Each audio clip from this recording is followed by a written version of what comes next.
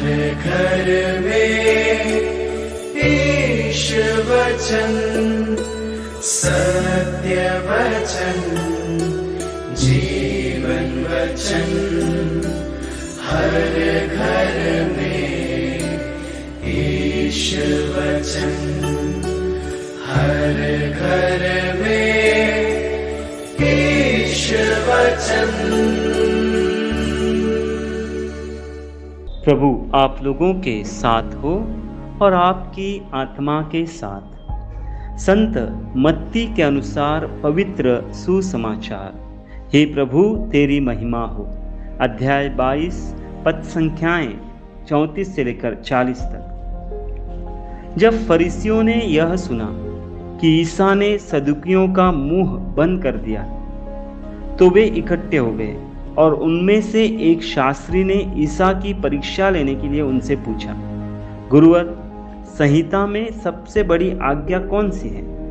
ईसा ने उससे कहा, अपने प्रभु ईश्वर को अपने सारे हृदय, अपनी सारी आत्मा और अपनी सारी बुद्धि से प्यार करो। यह सबसे बड़ी और पहली आज्ञा। दूसरी आज्ञा इसी के सदृश है, अपने पड़ोसी को अपने समान प्यार करो। इन्हीं दो आज्ञाओं पर समस्त संहिता और नबियों की शिक्षा अवलंबित है। प्रभु का सुसमाचार। हे क्रिस्त तेरी स्तुति हो। प्रभु यीशु ख्रिस्त में प्यारे विश्वासी, आज पवित्र सुसमाचार द्वारा प्रभु यीशु दो आज्ञाओं के साथ संपूर्ण संहिता की व्याख्या कर उनके महत्व और फर्क को बता रहे हैं। दोनों का महत्व यह है कि यही दो आज्ञा मानो संपूर्ण बाइबल है, और इन्हीं दो आज्ञाओं के अनुसार हमारा न्याय होगा। इन्हीं दो आज्ञाओं पर मेरा मृत्युपरांत अर्थात पुनरुत्थि जीवन निर्भर है, स्वर्ग या नरक। इन दो आज्ञाओं में फर्क यह है कि पहली आज्ञा सर्वोपरि है, क्योंकि इस आज्ञा को मानने वाला, इस पर चलने वाला व्यक्ति सहज ही पर सेवा या दूसरों की सेवा में अपने आप को न्यौछावर कर देगा। हम यहाँ पर इस आज्ञा के आत्मा को देख रहे हैं, बाहरी रूप को नहीं। कि मैं कहूँगा कि मैं इतना समय प्रार्थना में व्यतीत करता हूँ, या चर्च जाता हूँ, या बड़ी बड़ी मालाएं पहनता हूँ, या प्रभु में विश्वास करता हूँ। यदि इन बातों को आत्मिक रूप से हम कार्यान्वित कर रहे हैं तो पहली आज्ञा पर चलने वाला व्यक्ति दूसरी आज्ञा पर अपने आप चलने लगेगा।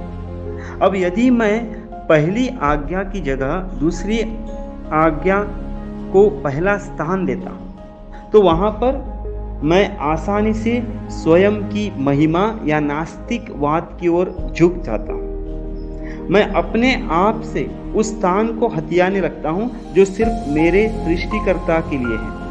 वचन कह रहा है कि दूसरी आज्ञा इसी के सदृश है, किंतु जब हम दोनों आज्ञाओं को गहराई से पढ़ते हैं तो पता चलता है कि ईश्वर को अपने सर्वस्व से बढ़कर प्यार करना है और पड़ोसी को अपने समान।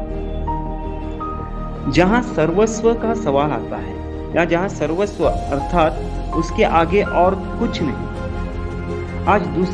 अब दूसरी आज्ञा है, अपने समान अपने पड़ोसी से प्यार करो।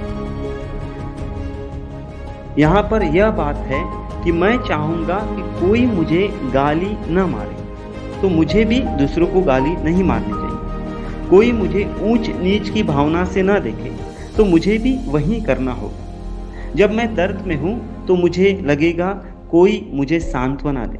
जब मैं गिर गया हूँ मुझे थाम ले। यह मेरी इच्छा होगी तो वही इच्छा दूसरों की भी होगी। यानी अर्थात मैं जब मेरी भावना पर ध्यान देता हूँ तो मुझे दूसरों की भावना को कद्र करना, यही पड़ोसी प्रेम है।